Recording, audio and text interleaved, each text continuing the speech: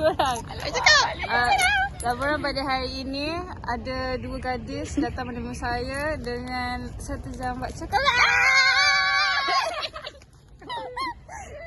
Nervous tau nak jumpa idola. Duduk kat jembatan. Nak masuk ke? Nak masuk. Padahal fakulti sendiri tau. Boleh kata tak bulan kau masuk. Next year ini ada juga satu. Ini pun satu juga. InsyaAllah ni. Confirm. Yang penting hantar borang. Hantar borang Taburan. Hantar borang. Hantar je. Tak apa pun. Boleh. Nervous lah. Dah crack dah Ana. Rasa macam kita Macam baru semalam Anis masuk kan. so macam baru semalam message. Assalamualaikum Hana Damia. Dr. Jujun ni saya. Awak nak tak masuk pertandingan?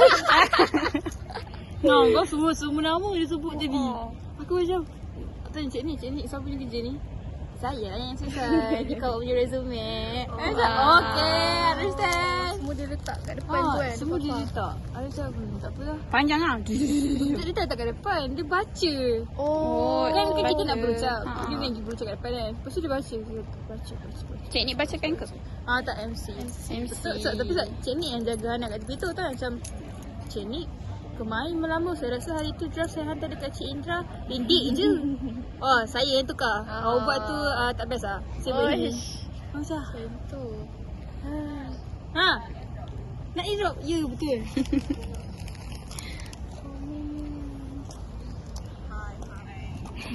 Nak grad dah semua. Lepas ni gitu. Mandi korang hello. Pilih tempat LI betul-betul Jangan jadi macam dia. Aku dah warning kan. Tahu betul lah.